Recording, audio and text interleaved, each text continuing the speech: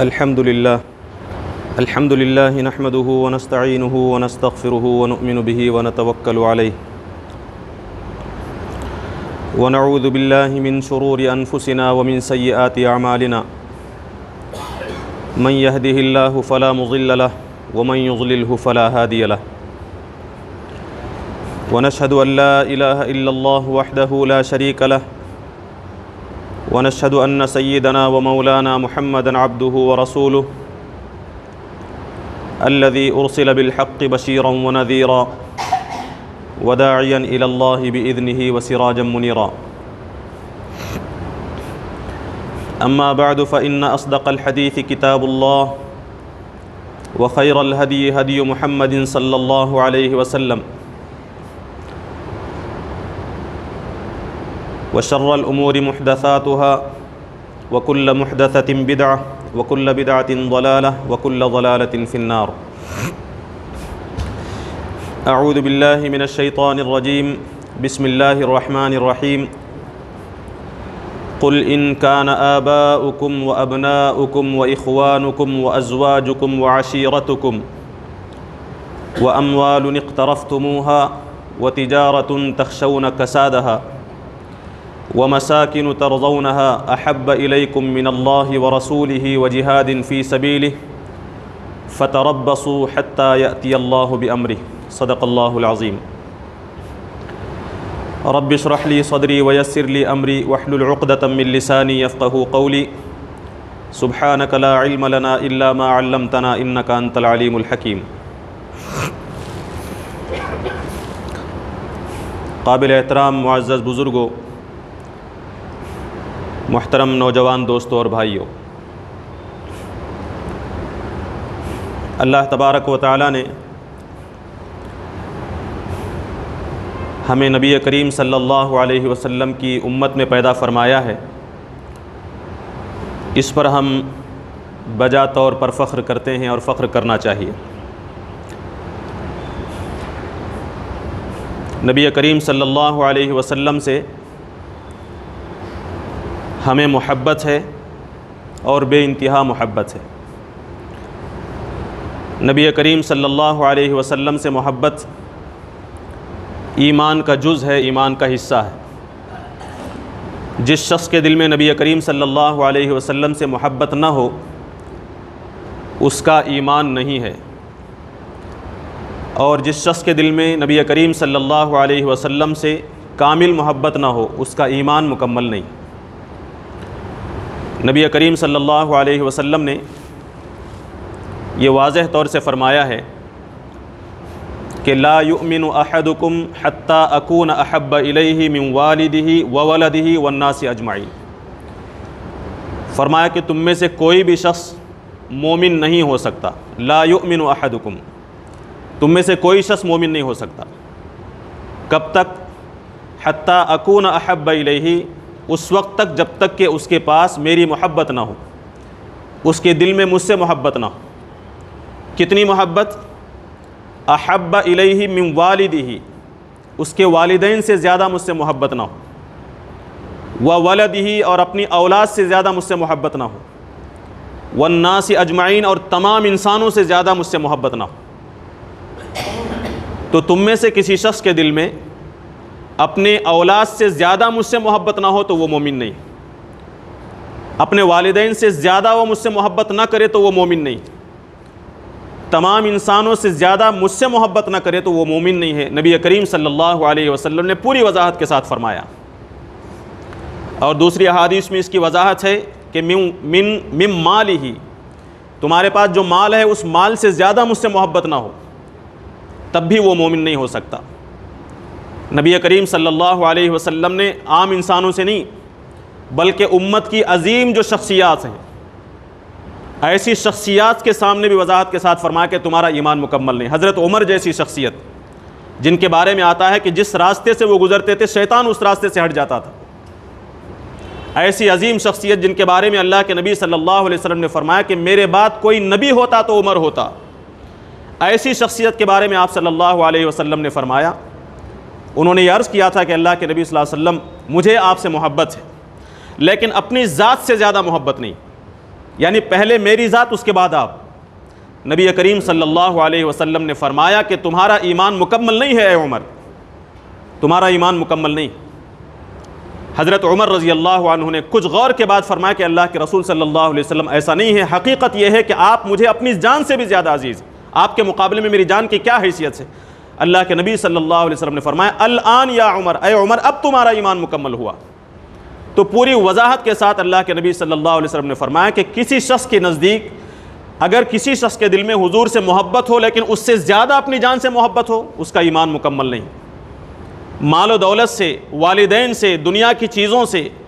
زیادہ محبت حضور کی نہ ہو تو پھر اس کا ایمان مکمل نہیں۔ ابتدا میں نے آپ کے سامنے سورہ توبہ کی آیت نمبر 24 تلاوت کی، اس آیت کو آپ پڑھیں اور زیادہ وضاحت کے ساتھ اللہ تبارک و تعالیٰ نے فرمایا کہ اس دنیا کے اندر انسان کو جن جن چیزوں سے محبت ہو سکتی ہے ان تمام چیزوں کی فہرست اللہ تبارک و تعالیٰ نے بیان فرمائی۔ فرمایا کہ قل، اے نبی صلی اللہ علیہ وسلم آپ لوگوں سے کہہ دیجئے، بتا دیجئے لوگوں کو کہ ان کان آباؤکم، اگر تمہارے باپ دادا، یہ جو حضور سے کہا گیا کہ آپ لوگوں سے کہہ دیجئے، وہاں صرف صحابہ سے کہنے کی بات نہیں تھی، مجھ سے اور آپ سے بھی یہ بات کہی جا رہی، قیامت تک کے لیے جو بھی انسان اس دنیا کے اندر آئیں گے سب سے یہ بات کہی جا رہی۔ فرمایا کہ ان کان آباؤکم، اگر تمہارے باپ دادا، و ابناؤکم تمہاری اولاد، و اخوانکم تمہارے بھائی بہنیں، و ازواجکم تمہاری بیویاں یا پھر عورتوں کے لیے تمہارے شوہر، و عشیرتکم اور تمہارے خاندان کے افراد، انسانی رشتوں میں جتنے بھی قریبی رشتے ہو سکتے ہیں ان تمام کا ذکر کیا، والدین کا، اولاد کا، بھائی بہنوں کا، شوہر بیویوں کا، رشتہ داروں کا، خاندان کا ذکر کیا، اور اس کے علاوہ جتنی چیزوں سے محبت ہو سکتی ہے اللہ تعالیٰ گن کر فرماتا ہے کہ وَأَمْوَالٌ اقْتَرَفْتُمُوهَا، وہ مال جو تم نے محنت کر کے حاصل کیا ہے، جس کے لیے تم نے اپنا خون پسینہ بہایا، جو تمہیں بہت زیادہ محبوب ہوتا ہے، وَتِجَارَةٌ تَخْشَوْنَ كَسَادَهَا، تمہارے وہ بزنس، تمہارے کاروبار جس میں گھاٹا ہو جائے تو تمہیں تکلیف ہونے لگتی ہے، جس کے خسارے میں پڑنے کا تمہیں ڈر لگا رہتا ہے، یعنی تمہارا بہت ترقی میں پہنچا ہوا بزنس جس سے تمہیں بہت محبت ہے۔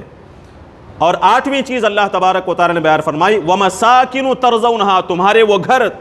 تمہارے مکانات، تمہارے بنگلے، تمہاری عمارتیں جس سے تمہیں بہت زیادہ محبت۔ تو ان 8 چیزوں کی تفسیر اللہ تبارک و تعالیٰ نے بیان فرمائی۔ آپ غور کریں گے تو معلوم ہوگا کہ دنیا میں جن جن چیزوں سے انسان کو محبت ہو سکتی ہے تقریباً وہ تمام چیزیں ان 8 چیزوں کے اندر شامل ہیں۔ فرمایا کہ ان 8 چیزوں کا ذکر کر کے اللہ فرماتا ہے کہ یہ ساری چیزیں اے نبی صلی اللہ علیہ وسلم آپ لوگوں کو کہہ دیجئے، ہم سے کہا جا رہا ہے کہ اگر یہ 8 چیزیں ان میں سے کوئی چیز احب الیکم تمہیں زیادہ محبوب ہو من اللہ، اللہ کے مقابلے میں، ورسولہ اللہ کے رسول کے مقابلے میں، وجہاد فی سبیلہ اللہ اور اس کے رسول کی راہ میں جدوجہد اور محنت کرنے کے مقابلے میں اگر یہ 8 چیزیں یا پھر ان میں سے کوئی ایک چیز محبوب ہے تو فتربصوا، پھر انتظار کرو حتی یأتی اللہ بامرہ، اللہ تبارک و تعالیٰ کا حکم آئے گا۔ اور اللہ کا حکم ایسے لوگوں کے لیے کوئی گفٹ دینے کا نہیں آتا، انعام دینے کا نہیں آتا، بلکہ عذاب کا آتا ہے، مصائب اور مشقتوں کا آتا ہے۔ تو فرمایا کہ اگر یہ 8 چیزیں ان میں سے کوئی بھی چیز اگر ہمیں اللہ اور اس کے رسول سے زیادہ محبوب ہو جائے، اللہ کے رسول کی محبت کچھ کم ہو اور یہ زیادہ ہو جائیں، تو اللہ تبارک و تعالیٰ نے فرمایا کہ ایسا شخص عذاب کا مستحق ہوگا۔ تو قرآن مجید کی آیت سورہ توبہ کی آیت نمبر 24 اور نبی کریم صلی اللہ علیہ وسلم کی وہ حدیث جس میں آپ نے فرمایا کہ تم میں سے کوئی شخص مومن نہیں بن سکتا کہ جب تک کہ میں اس کے نزدیک اس کے والدین سے، اس کی اولاد سے، اس کے مال سے، تمام انسانوں سے زیادہ محبوب نہ ہو جاؤں، اس کا ایمان نہیں ہے، اس کا ایمان مکمل نہیں۔ نبی کریم صلی اللہ علیہ وسلم سے محبت کیا ہے، کیسی ہونی چاہیے، اسے اگر آپ دیکھنا چاہیں تو نبی کریم صلی اللہ علیہ وسلم کے ساتھ ہی آپ کے صحابہ ان کی زندگیوں کا مطالعہ کریں۔ کچھ جھلکیاں میں آپ کے سامنے پیش کرتا ہوں، بہت مختصراً تفصیلی واقعہ نہیں بیان کروں گا۔ صلح حدیبیہ کے موقع پر نبی کریم صلی اللہ علیہ وسلم سے گفتگو کے لیے مختلف لوگ آتے ہیں، کفار قریش سے بات کر کے دونوں کے درمیان میں مصالحت کرنے کے لیے عروہ ابن مسعود ثقفی جو کہ ابھی اسلام میں داخل نہیں ہوئے ہیں اللہ کے نبی صلی اللہ علیہ وسلم کے پاس آتے ہیں اور گفتگو کر رہے ہیں، سمجھا رہے ہیں کہ مصالحت کیسے کی جائے، یہ مسئلہ جو برسوں سے چل رہا ہے اسے کیسے ختم کیا جائے۔ گفتگو کر رہے ہیں، عرب کا جو دستور ہے، عرب کی عادت کے مطابق دونوں ہاتھ حضور کی داڑھی کو لگاتے ہیں، عرب کا ایک دستور عام طریقہ ہے، داڑھی کو چھینچ کر گفتگو کرتے ہیں۔ پیچھے حضرت مغیرہ ابن شعبہ کھڑے ہوئے ہیں، جیسے ہی عروہ ابن مسعود کا ہاتھ نبی کریم صلی اللہ علیہ وسلم کی داڑھی کی طرف بڑھتا ہے فوراً تلوار کی مٹھی مضبوط پکڑ لیتے، تلوار کا دستہ پکڑتے ہیں تلوار نکالنے کے لیے. جب بار بار اس طرح حضرت عروہ ابن مسعود نے اس طرح ہاتھ داڑھی کی طرف بڑھایا تو انہوں نے وارننگ دی, دھمکی دی, کہا کہ اس کے بعد اگر تم ہاتھ آگے بڑھاؤ گے تو اچھا نہیں ہوگا. نبی کریم صلی اللہ علیہ وسلم سے اس محبت کو دیکھ کر, جبکہ توہین نہیں کی تھی اللہ کے نبی صلی اللہ علیہ وسلم کی, انہوں نے, عرب کا دستور تھا, یہ دیکھا انہوں نے حضرت عروہ ابن مسعود ثقفی نے. اور اس کے بعد اس وقت کا جو ماحول تھا, نبی کریم صلی اللہ علیہ وسلم کا احترام, آپ کی عظمت اور آپ کی شان کا جو احترام تھا صحابہ کے اندر, یہ دیکھنے کے بعد بہت متاثر ہو کر اپنے ساتھیوں کے پاس, کفار قریش کے پاس آ کر یہ عرض کرتے ہیں کہ میں نے قیصر اور کسرا کے درباریوں کو دیکھا, میں نے بڑے بڑے بادشاہوں کے درباریوں کو دیکھا ہے. اللہ کے نبی محمد صلی اللہ علیہ وسلم جن کے پاس بظاہر کوئی شان و شوکت نہیں ہے, کوئی فوج نہیں ہے, لیکن ان کے ساتھیوں کے دلوں کے اندر ان کی جو عظمت ہے اللہ کے نبی صلی اللہ علیہ وسلم کی, اس سے میں بہت متاثر ہوا ہوں. وہ نقشہ کھینچتے ہیں. عروہ ابن مسعود ثقفی کہتے ہیں کہ اللہ کے نبی محمد صلی اللہ علیہ وسلم جب بات کرتے ہیں تو سناٹا چھا جاتا ہے, کوئی گفتگو نہیں ہوتی. آپ حکم دیتے ہیں تو حکم کی تعمیل میں سارے کے سارے صحابہ دوڑ پڑتے ہیں. عزت و احترام کا یہ عالم ہے کہ کوئی بھی شخص نگاہ بھر کر حضور کو نہیں دیکھتا. آپ سے عقیدت کا یہ عالم ہے کہ وضو کرتے ہیں تو پانی کو زمین پر گرنے نہیں دیا جاتا, فوراً اسے ہاتھوں میں لے لیا جاتا. یہ مقام اور مرتبہ صحابہ کا بیان کیا. جنگ احد کے موقع پر نبی کریم صلی اللہ علیہ وسلم پر جب ایک سخت موقع آیا تو آپ نے صحابہ سے پوچھا کہ کون ہے جو میرے لیے اپنی جان قربان کر سکتا ہے. تو زیاد بن سکن انصاری رضی اللہ عنہ اپنے 5 ساتھیوں کو لے کر آتے ہیں اور ایک ایک کر کے سب شہید ہو جاتے ہیں نبی کریم صلی اللہ علیہ وسلم کی جان کی حفاظت کے لیے. اسی جنگ کے بعد ایک خاتون ہیں, ان کے شوہر شہید ہو گئے, ان کے بھائی شہید ہو گئے, ان کے باپ شہید ہو گئے. وہ دوڑتی ہوئی آتی ہیں, راستے میں روکا جاتا اور یہ کہا جاتا ہے کہ تمہاری باپ کی شہادت ہوگی, تمہارے والد شہید ہو گئے. وہ پوچھتی ہیں کہ اللہ کے نبی کیسے ہیں؟ آگے کہا جاتا ہے کہ تمہارا بیٹا شہید ہو گیا. وہ کہتے ہیں اللہ کے نبی کیسے ہیں؟ ان سے کہا جاتا ہے کہ تمہارے شوہر کو شہادت منظور ہو گئی, شہادت قبول ہو گئی. پوچھتے ہیں اللہ کے نبی کیسے ہیں؟ نبی کریم صلی اللہ علیہ وسلم کے چہرے پر نگاہ پڑتی ہے تو وہ کہتے ہیں کہ اس آپ صلی اللہ علیہ وسلم کو دیکھنے کے بعد کل شیء بعدک جلل, آپ کے بعد ہر چیز ہے. آپ کو دیکھنے کے بعد آپ سلامت ہیں, آپ صحیح سالم ہیں, تو دنیا کی جتنی بھی مصائب ہیں وہ سب چھوٹی.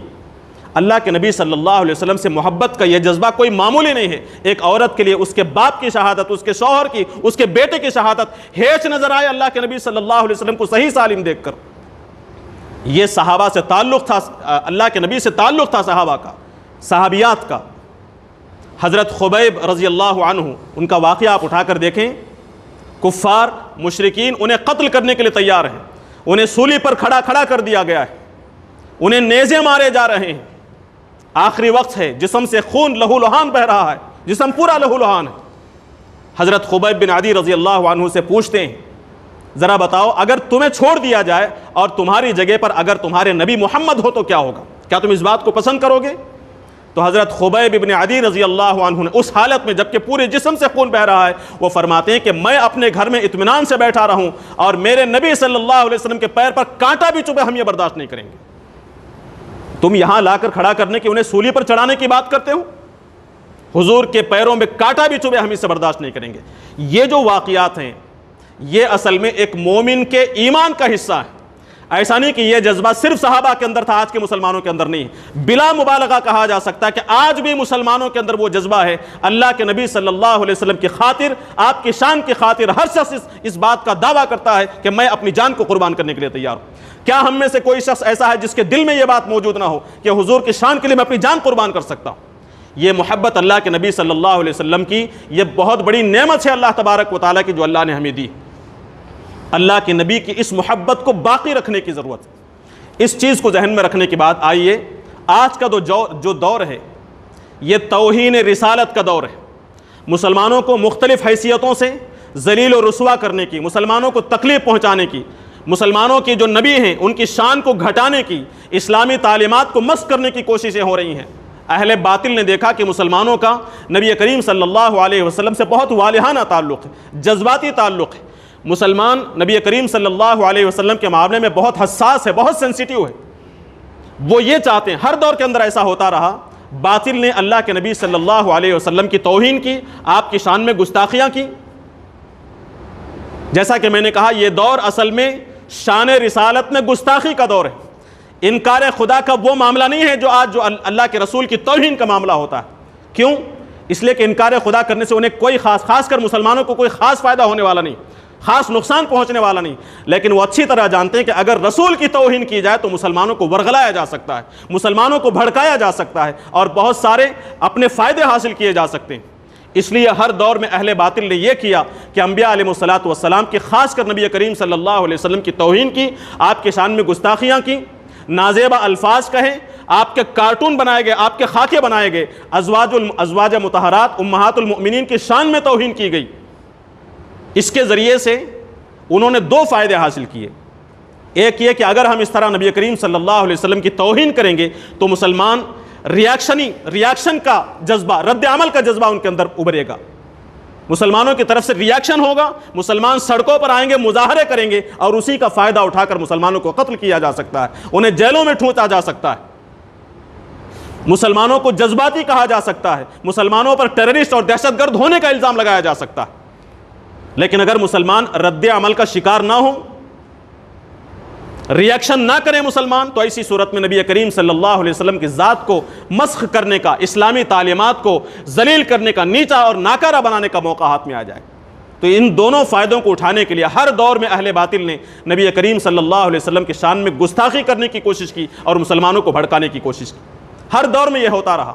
مختلف ممالک میں آپ دیکھیں، اور اس میں ہمارا جو ملک ہے ہندوستان، یہ بھی پیچھے نہیں۔ ہمارے اس ملک کے اندر بھی مختلف مواقع پر نبی کریم صلی اللہ علیہ وسلم کی شان میں توہین آمیز جملے، توہین آمیز واقعات بیان کیے جاتے ہیں، توہین آمیز بیانات پیش کیے جاتے ہیں۔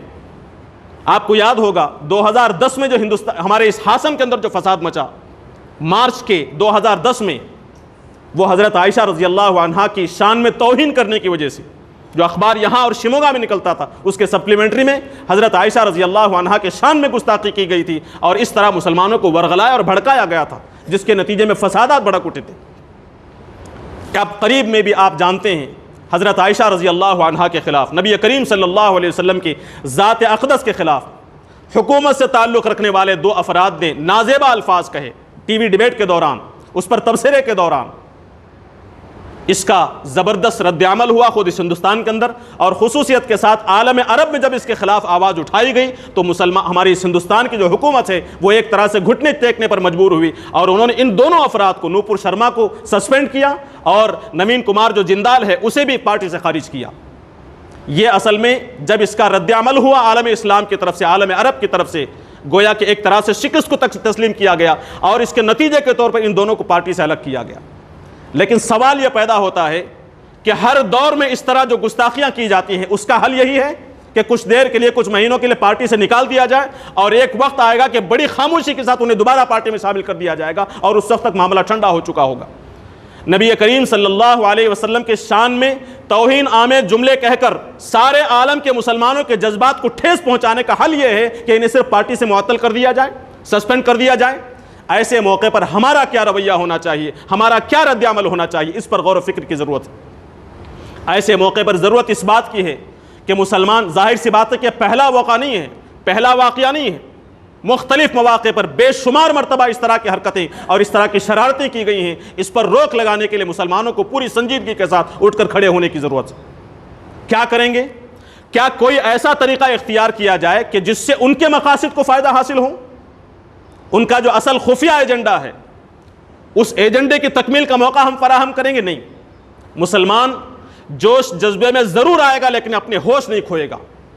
اپنی عقل کا استعمال کرے گا۔ ایسے موقع پر مسلمان سنجیدگی کے ساتھ کھڑے ہوں، پوری طرح اتحاد اور اتفاق کا مظاہرہ کرتے ہوئے تمام مسلمان، اور خصوصیت کے ساتھ ہندوستان کے غیر مسلموں میں سے وہ افراد جو سنجیدہ ہیں، اس قسم کے معاملات کو غلط سمجھتے ہیں، ایسے افراد کا ساتھ لے کر حکومت پر قانونی طور سے دباؤ ڈالنے کی کوشش کی جائے۔ یہ پہلا طریقہ ہے ہمارے پاس، قانونی طور سے دباؤ ڈالنے کی کوشش کی جائے، اور یہ کہا جائے گا کہ ان لوگوں کے خلاف زبردست ایکشن لیا جائے۔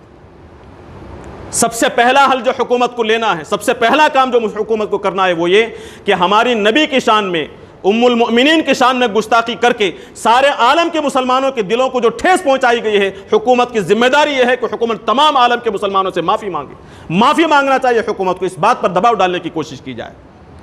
دوسرا یہ کہ ان دونوں افراد کے خلاف FIR درج کروائی جائے، ہندوستان کے مختلف مقامات پر ان کے خلاف کیس درج کروائے جائیں، زیادہ سے زیادہ FIR درج کروائے جائیں، تاکہ ہندوستان کے قانون کے مطابق انہیں سزا دی جائے،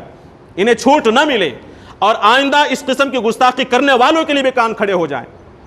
اس طرح ان کے خلاف FIR درج کروانے کی کوشش کی جائے، ورنہ محض پارٹی سے معطل کر دینے سے ان کے حوصلے ختم نہیں ہوں گے، کسی اور طریقے سے مسلمانوں کی شان میں، نبیوں کی شان میں گستاخیاں کی جائیں گی۔ تیسرا یہ کہ حکومت کو اس بات کا اعلان کرنا ہوگا، اس بات کی ضمانت دینی ہوگی کہ ہندوستان کے اندر مسلمانوں کی جان، مسلمانوں کے مال، ان کے عزت اور ان کے مساجد اور ان کے جو مذہبی مقامات ہیں، وقف کی جو جائیدادیں ہیں جن کا مسلمانوں سے تعلق ہے، مسلمانوں سے قلبی تعلق ہے، ایسی تمام چیزوں کی جان، مال، عزت اور مساجد اور معابد کی حفاظت کی ضمانت دے، انہیں تحفظ فراہم کرے اور اعلان کرے کہ ہم اس کی حفاظت کریں گے، غیر قانون ان کے خلاف کارروائی نہیں کی جائے گی۔ اس کا اعلان کرنے کی ضرورت ہے حکومت کی طرف سے۔ اور چوتھی بات یہ، اس قسم کی شرارت کرنے والے، گستاخانہ جملے کہنے والے، انبیاء علیہ السلام کی شان میں گستاخی کرنے والے جتنے بھی جماعتیں ہیں، جتنے بھی افراد ہیں، خاص کر جو میڈیا ہے، اسے لگام لگانے کی کوشش کی جائے، ان کی زبان پر روک لگانے کی کوشش کی جائے۔ کیوں؟ اس لیے کہ یہ ملک ہندوستان کے اندر صدیوں سے مسلمان اور غیر مسلم محبت کے ساتھ، اتحاد اور اتفاق کے ساتھ، بھائی چارے کے ساتھ زندگی گزارتے ہوئے آئے ہیں، اور کچھ لوگوں نے مسلمانوں اور غیروں کے درمیان میں خلیج پیدا کرنے کی کوشش کی، دوریاں پیدا کرنے کی کوشش کی، مسلمانوں کی مذہبی شخصیات کے خلاف آواز اٹھا کر اور ان کی طرف سے غیر مسلم مذہبی شخصیات کے خلاف آواز اٹھا کر دونوں کے درمیان میں دوریاں پیدا کر کے، دونوں کے درمیان میں نفرتیں پیدا کرنے کی کوشش کی۔ ایسے لوگوں کے خلاف لگام لگائی جائے، کیونکہ ہمارا یہ جو دستور ہے ہندوستان کا، یہ جہاں ہر مذہب پر عمل کرنے کی آزادی دیتا ہے، وہیں مذہبی شخصیات کا احترام کرنے کی بھی تعلیم دیتا ہے۔ کسی بھی شخص کو اس بات کا اختیار نہیں ہے کہ کسی بھی مذہبی شخصیات میں جو مقدس شخصیات ہیں ان کے احترام کے خلاف آواز اٹھائے، ان کی توہین کرنے کی کوشش کرے۔ یہ بات دستور کے خلاف ہے، ہندوستانی قانون کے خلاف ہے۔ اس قانون کی خلاف ورزی کے نتیجے میں، دستور کی خلاف ورزی کے نتیجے میں ایسے میڈیا پر اور ایسی جماعتوں پر سختی کے ساتھ ایکشن لینے کی ضرورت ہے۔ یہ دباؤ ڈالنے کی کوشش ہم کریں، یہی ہم کر سکتے ہیں۔ ہم جو کچھ کر سکتے ہیں وہ کرنا ہماری ذمہ داری ہے۔ محض افسوس کرنا، محض انتقامی جذبے کے تحت اٹھ کر کھڑا ہو جانا اور ایسا طریقہ اختیار کرنا کہ جس سے امت مسلمہ مزید خطرے میں پڑ جائے، یہ ہماری عقل مندی نہیں ہے۔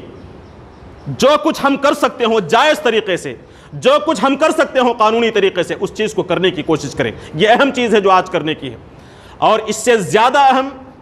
وہ یہ ہے کہ ہم اس موقع کو غنیمت جانیں۔ اس موقع پر بھی ہم یہ نہ بھولیں کہ ہماری ذمہ داری لوگوں کو اللہ کی طرف بلانے کی ہے،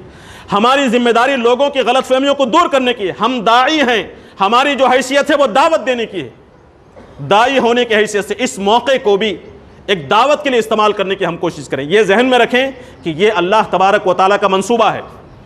ہم اگر نبی کریم صلی اللہ علیہ وسلم کی تعلیمات کو عام نہیں کر رہے ہیں، نبی کی شخصیت، نبی کی حیثیت کو لوگوں کے سامنے واضح نہیں کر رہے ہیں، تو اللہ تبارک و تعالیٰ نے ایک تدبیر یہ کی، وَمَكَرُوا وَمَكَرَ اللَّهُ، اللہ تبارک و تعالیٰ نے تدبیر یہ کی کہ نبی کی شان میں گستاخی کا واقعہ پیش کیا۔ اور اب اس ہمارے اہل ایمان کی، ہم مسلمانوں کی ذمہ داری یہ ہے کہ اس موقع کا فائدہ اٹھاتے ہوئے نبی کریم صلی اللہ علیہ وسلم کی جو صحیح تصویر ہے وہ لوگوں کے سامنے رکھیں۔ نبی کی توہین کر کے نبی کی شان کو غلط طور سے پیش کیا جا رہا ہے، اس موقع کا ہم فائدہ اٹھائیں، نبی کریم صلی اللہ علیہ وسلم کی صحیح تصویر دنیا کے سامنے رکھیں۔ کہا جاتا ہے کہ حضرت عائشہ رضی اللہ عنہا 6 سال کی عمر میں تھیں، حضرت نبی کریم صلی اللہ علیہ وسلم نے ان پر ظلم کیا 6 سال کی عمر میں نکاح کر کے۔ اس کی حقیقت کیا ہے یہ لوگوں کے سامنے ہم بیان کریں۔ 6 سال کی عمر میں نکاح ہوا تو کیا حکمت تھی؟ 9 سال کی عمر میں وداعی ہوئی، رخصتی ہوئی تو کیا حکمت تھی؟ کیا حقیقت ہے؟ نبی کریم صلی اللہ علیہ وسلم نے 1 سے زائد نکاح کی اجازت دی، 4 سے زائد نکاح آپ نے کیا، کیا حکمت ہے اس میں؟ اس حکمت کو لوگوں کے سامنے بیان کرنے کی ضرورت ہے۔ ہم نے اب تک دعوت کا کام صحیح طریقے سے نہیں کیا۔ اللہ تبارک و تعالیٰ نے ایک موقع دیا ہے، آپ کے دل میں نبی کی محبت ہے، کوشش اس بات کی جائے کہ اس نبی کی سیرت کو، نبی کی شخصیت کو لوگوں کے سامنے رکھا جائے۔ جو غلط فہمیاں لوگوں کے دماغ میں ہیں، پردے کے سلسلے میں ہو، جہاد کے سلسلے میں ہو، طلاق کے سلسلے میں ہو، شادیوں کے سلسلے میں ہو، پرسنل لا کے سلسلے میں ہو، جتنی غلط فہمیاں ہیں، ہمارے لیے اب یہ بہترین موقع ہے کہ ان غلط فہمیوں کو دور کریں، لوگوں سے گفتگو کریں، خاص کر برادران وطن سے گفتگو کریں، ٹاپک ہم خود چھیڑیں اور ان کے سامنے اس غلط فہمی کو دور کرنے کی کوشش کریں۔ یہ اچھا موقع ہمارے سامنے۔ اور آخری چیز وہ یہ کہ نبی کریم صلی اللہ علیہ وسلم سے ہماری جو محبت ہے، نبی سے جو محبت ہمارے دل میں ہے، اس محبت کی چنگاری کو کم نہ ہونے دیں۔ نبی کریم صلی اللہ علیہ وسلم سے محبت کے نتیجے میں ہم جان قربان کرنے کے لیے تیار ہیں، ہم راستوں پر نکلنے کے لیے تیار ہیں، ہر چیز کو قربان کرنے کے لیے تیار ہیں، یہ اس جذبے میں کسی بھی طرح کی کمی نہ آئے۔ لیکن دوسری جو کمی ہے اس کمی کو دور کرنے کی کوشش ضرور ہونی چاہیے۔ وہ کیا ہے؟ نبی کریم صلی اللہ علیہ وسلم سے محبت کا مطلب صرف آپ کی ذات سے محبت نہیں ہے، یہ اچھی طرح ذہن میں رکھیں۔ نبی سے محبت کا مطلب صرف آپ کی ذات سے محبت نہیں ہے، آپ کی ذات سے محبت تو شامل ہے ہی، لیکن آپ کی تعلیمات سے محبت، آپ کی سنتوں سے محبت، آپ کے اخلاق سے محبت، آپ کے کردار سے محبت اور آپ کی دعوت سے محبت، یہ نبی کریم صلی اللہ علیہ وسلم سے محبت ہے۔ ہم اپنی والدہ سے محبت کرتے ہیں، اپنی ماں سے محبت کرتے ہیں، کیا اپنی ماں کی خواہشات سے ہمیں محبت نہیں ہے؟ کیا اپنی ماں کی نصیحتوں سے ہمیں محبت نہیں ہے؟ ہم اپنی بیوی سے محبت کرتے ہیں، ایک غلط مثال اگر دی جائے، کسی عورت سے ہماری محبت ہو جائے نعوذ باللہ، ہم اس سے محبت کرتے تو محض اس کے جسم سے محبت نہیں کرتے، اس کی خواہشات کی تکمیل کی کوشش کرتے ہیں، اس کے مرضی کو جان کر اس کے مطابق ہم اپنے اندر تبدیلی لانے کی کوشش کرتے ہیں۔ کیا نبی کریم صلی اللہ علیہ وسلم کی محبت کیا اتنی بھی نہیں ہے کہ ہم اللہ کے نبی صلی اللہ علیہ وسلم کی تعلیمات سے محبت کریں؟ آپ کی ذات پر کیچڑ اچھالی جاتی ہے تو ہم جذبے میں آ جاتے ہیں، لیکن آپ کی تعلیمات کو روندا جاتا ہے تو کوئی ہمارے کانوں پر جو نہیں رینگتی۔ یہ کیا محبت ہے؟ نبی کریم صلی اللہ علیہ وسلم کی تعلیمات ہماری زندگی سے غائب ہو رہی ہیں، ہمارے گھروں سے غائب ہو رہی ہیں، ہماری امت سے غائب ہو رہے ہیں، محلے سے، بستیوں سے آپ صلی اللہ علیہ وسلم کی تعلیمات ختم ہوتی چلی جا رہی ہے، اور ہم دیکھ کر خاموش بیٹھے رہیں اور ہم یہ کہیں کہ ہم حضور سے محبت کرتے ہیں۔ اس کا مطلب یہ کہ ہمیں صرف حضور کی ذات سے محبت ہے، دوسری جو چیزیں ہیں جنہیں نافذ کرنے کے لیے آپ صلی اللہ علیہ وسلم آئے، جسے پھیلانے کے لیے آپ صلی اللہ علیہ وسلم آئے، اس سے ہمیں محبت نہیں۔ نبی کریم صلی اللہ علیہ وسلم کی ایک مثال میں نے آپ کے سامنے دی تھی اس سے پہلے، صحابہ کرام کے بارے میں، جیسے کہ میں نے کہا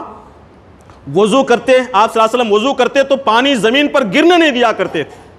اسی طرح کا واقعہ جب اس طرح صحابہ کو آپ نے دیکھا اللہ کے نبی صلی اللہ علیہ وسلم نے کہ پانی گرنے سے پہلے ہاتھ میں لیا جاتا ہے اور تبرکن اسے بدن پر مل لیا جاتا ہے، اللہ کے نبی صلی اللہ علیہ وسلم نے صحابہ سے پوچھا کہ یہ کام، یہ حرکت تم کیوں کر رہے ہو، یہ عمل تم کیوں کر رہے ہو؟ صحابہ نے فرمایا کہ حب اللہ و رسولہ، ہمیں اللہ سے محبت ہے اور اللہ کے نبی سے محبت ہے۔ تو نبی کریم صلی اللہ علیہ وسلم نے جو بات اس موقع پر بیان فرمائی، حضور سے محبت کرنے والے ہم، حضور کی شان کے لیے اپنے آپ کو قربان کرنے والے ہم، بڑی سنجیدگی کے ساتھ، غور کے ساتھ اسے سننے کی ضرورت ہے۔ آپ صلی اللہ علیہ وسلم نے فرمایا کہ تم میں سے جو شخص یہ چاہتا ہے کہ اللہ اور اس کے رسول سے محبت کرے، یا پھر جو شخص یہ چاہتا ہے کہ اللہ اس سے محبت کرے، اللہ کے رسول اس سے محبت کریں، اسے چاہیے کہ جب بات کرے تو سچی بات کرے، جھوٹ نہ بولے۔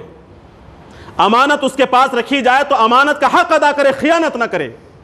اور اپنے پڑوسی کے ساتھ حسن سلوک کرے۔ یہ کیا تعلیمات؟ ہم اپنا جائزہ لے کر دیکھیں زبان کیسی ہے ہماری،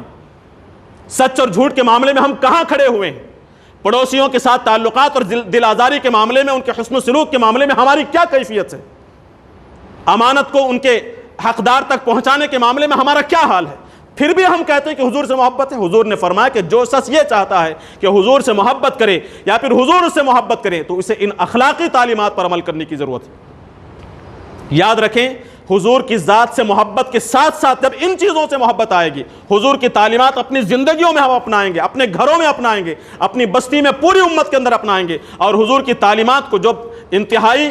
بہت بڑی نعمت ہے امت مسلمہ کے لیے، پوری انسانیت کے لیے، ان تعلیمات کو جب انسانوں تک پہنچائیں گے تو آپ کو معلوم ہوگا کہ جتنی بھی تدبیریں یہ لوگ کر رہے ہیں، یہ تدبیریں ساری ان کے خلاف پڑ رہی ہیں، یہ ہمارے خلاف چال چلتے ہیں، نبی کے خلاف سازشیں کرتے ہیں۔ اس اپورچونٹی کا بہت اچھا فائدہ اٹھایا جاتا ہے اور لوگوں تک نبی کی تعلیمات کو عام کیا جاتا ہے۔ اس کا ایک موقع پر ایسا حل، ایک ایسا نقشہ دنیا کے سامنے آئے گا کہ جس نبی کی شان کو گھٹانے کی کوشش کی گئی تھی، جن لوگوں کی طرف سے سازش کی گئی تھی، انہی لوگوں کا بڑا طبقہ اس نبی کی تعریف کرنے لگا۔ نبی کریم صلی اللہ علیہ وسلم کو اور ہم اہل ایمان کو، ہم مسلمانوں کو اللہ تبارک و تعالیٰ نے یہی نصیحت فرمائی اور یہی تسلی دی ہے کہ لوگ حضور کی شان کو گھٹانے کی کوشش کر رہے ہیں، لیکن جو دشمن ہیں وہی بے نام و نشان ہونے والے۔ انا اعطیناک الکوثر، اے نبی صلی اللہ علیہ وسلم، ہم نے آپ کو خیر کثیر سے نوازا ہے۔ فصلی لربک وانحر، اس خیر کثیر کے نتیجے میں آپ اپنے رب کے لیے نماز پڑھیے، اپنے رب کے لیے قربانی دیجیے۔ مطلب یہ کہ اپنے رب کے آگے جھک جائیے۔ ہم سے بھی کہا جا رہا ان شانئک ھو الابتر، بے شک آپ کے جو دشمن ہیں، جو آپ کو نیچا دکھانے کی کوشش کر رہے ہیں، آپ کو ناقص بتانے کی کوشش کر رہے ہیں، وہی ذلیل و رسوا ہوں گے اور وہی ناقص ہو جائیں گے۔ قابل احترام حاضرین کرام، نبی کریم صلی اللہ علیہ وسلم کی شان میں گستاخی کے اس دور میں ضرورت اس بات کی ہے کہ ہم زیادہ سے زیادہ اپنی نبی سے محبت میں اضافہ کریں، صرف ذات سے محبت کے بجائے آپ کی تعلیمات کو اپنائیں، آپ کی تعلیمات کو اپناتے ہوئے اسے ان لوگوں تک پہنچانے کی کوشش کریں جن کے لیے آپ صلی اللہ علیہ وسلم اس دنیا میں تشریف لائے، اور دنیا کے سامنے یہ واضح کریں کہ حضور کی تعلیمات، حضور کی شخصیت صرف مسلمانوں کے لیے نہیں بلکہ تمام انسان کے لیے رحمت ہے۔ تم ان لوگوں کے لیے بھی جو حضور کو اپنا دشمن سمجھتے ہیں اور غلط سمجھتے ہیں، ان کے لیے بھی نبی کریم صلی اللہ علیہ وسلم رحمت ہیں، آپ کی تعلیمات رحمت ہیں۔ اللہ سے دعا ہے کہ اللہ تبارک و تعالی ہمارے دلوں میں نبی کریم صلی اللہ علیہ وسلم سے جو عشق اور محبت ہے اس محبت میں اور اضافہ فرمائے۔ اللہ تبارک و تعالی ہماری اس محبت کے اندر مضبوطی پیدا فرمائے اور اضافہ کرتے ہوئے نبی کی تعلیمات سے، نبی کی سنتوں سے، نبی کے اخلاق اور کردار سے اور پورے اسلام سے شدید محبت کرنے کی اللہ تبارک و تعالی توفیق نصیب فرمائے۔ حب رسول صلی اللہ علیہ وسلم کے محبت کے جو تقاضے ہیں ان تقاضوں کو سمجھ کر ان تقاضوں کو پورا کرنے کی اللہ تبارک و تعالی توفیق سعادت نصیب فرمائے۔ ربنا آتنا فی الدنیا حسنۃ وفی الآخرۃ حسنۃ وقنا عذاب النار۔ بارك الله لنا ولكم في القرآن العظيم ونفعنا وإياكم بالآيات والذكر الحكيم إنه تعالى جواد كريم ملك بر رؤوف رحيم۔